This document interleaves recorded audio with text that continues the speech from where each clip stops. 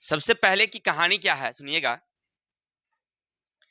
कि 1857 में हिंदू और मुस्लिम मिलकर के अंग्रेजों का विरोध किया।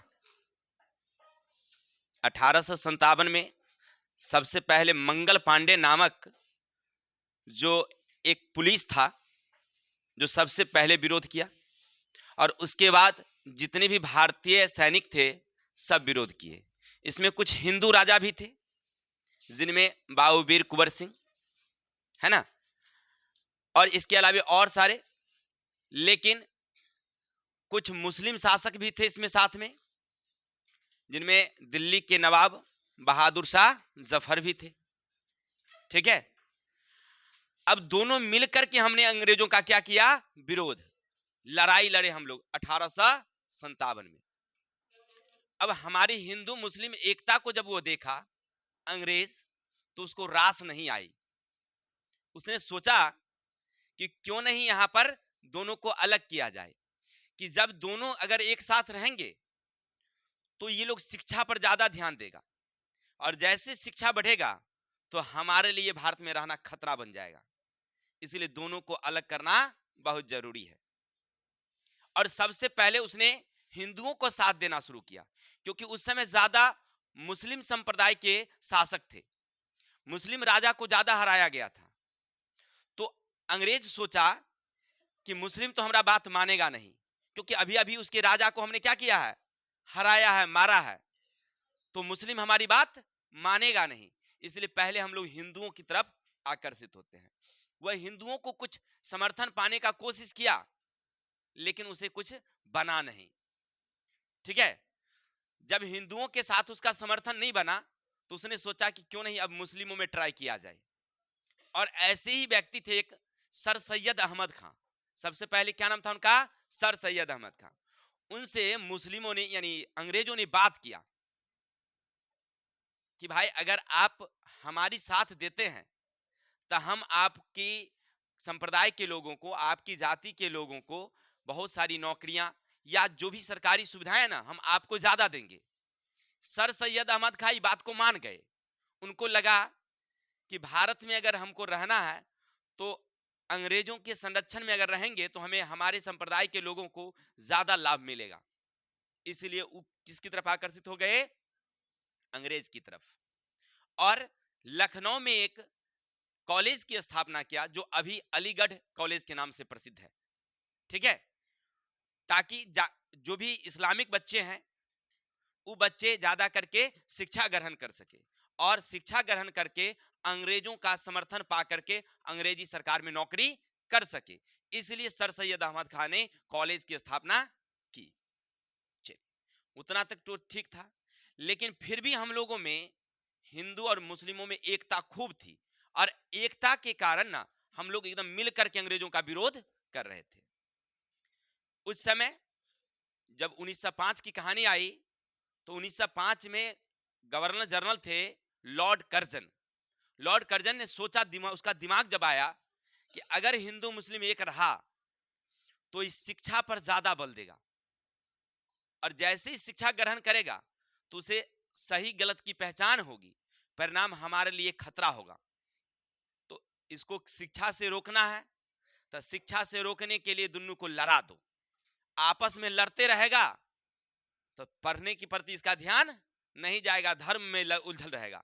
धर्म में अभी के नेता भी वही करते हैं, जहां हिंदू मुस्लिम है तो हिंदू मुस्लिम को लड़ाएगा और ना होगा तो जाति जाति का लड़ाएगा।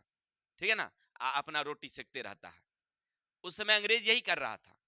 उस समय धर्म के नाम पर क्या कर दिया, देश को लड़ाना शुरू कर दिया। और 1905 में बंगाल का विभाजन किया, जिसको आप बंग भंग के नाम से जानते होंगे।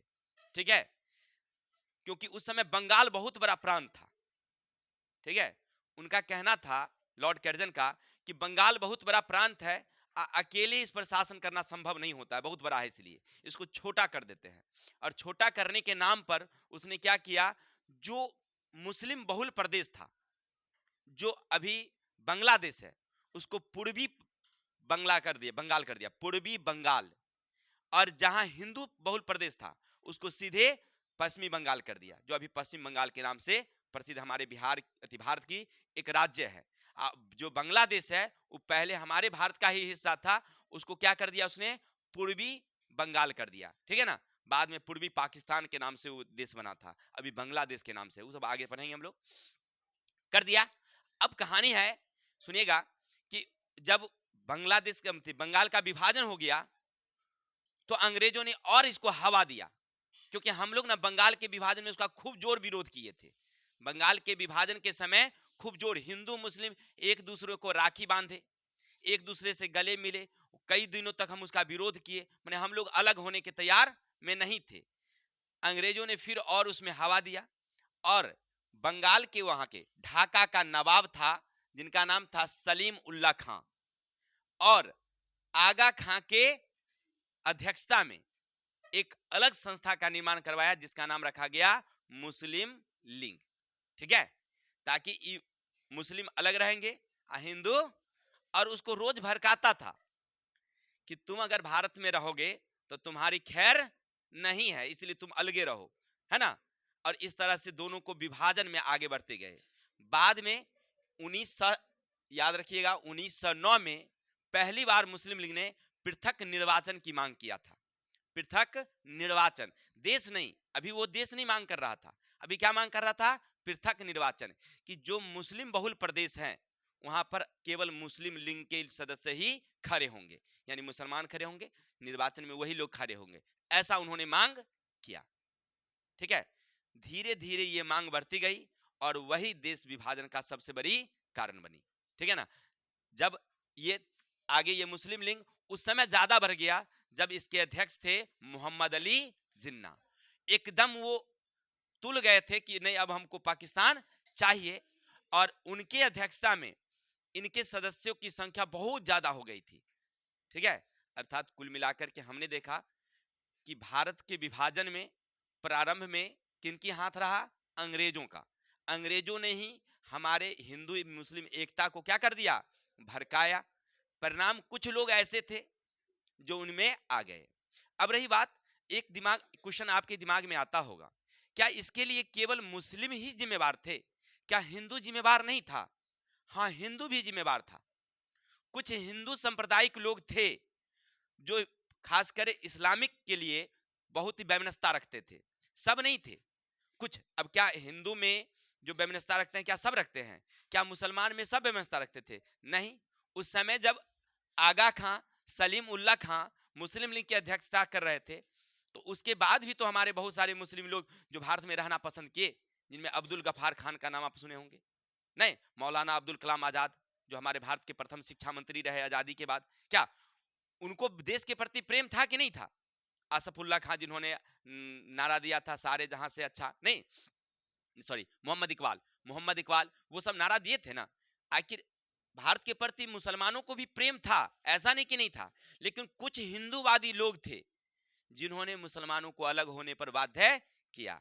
जैसे मुसलमानों में मस्जिद के सामने बाजा बजाना, है ना, थोड़ा सा मना ही होता है। कौन बाजा? अंग्रेजी खुरतकिया, नहीं। लेकिन हिंदू समाज के लोग उनका विरोध में, ठीक है ना, रंग खेलना, जो उनके मतलब कहने का अर्थ इस्लाम में जो मनाही होता है, हिंदू संप्रदाय के लोग उसके विरोध में काम करने लगे। परिणाम हुआ दोनों के बीच में टकराव शुरू हुई, और वही धीरे धीरे बढ़ते बढ़ते, लेकिन सब लोग नहीं थे, उसमें कुछ लोग थे जो हिंदूवादी थे। अब परिणाम हुआ कि मुस्लिम लीग की स्थापना हुई और वो आगे जाकर के भारत विभाजन का कारण बनी। तो आपको समझ में आया होगा कि भारतीय विभाजन के कारण कौन थे? पहला मुसलमान, सॉरी अंग्रेज, फिर बाद में मुस्लिम, ठीक है। इसकी स्थापना कब हुई थी, याद रखिएगा, आपसे पूछा जाएगा कि मुस्लिम लीग की स्थापना कब,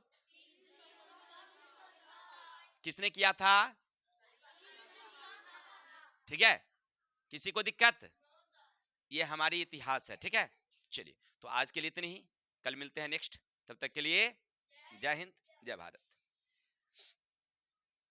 स्टॉप।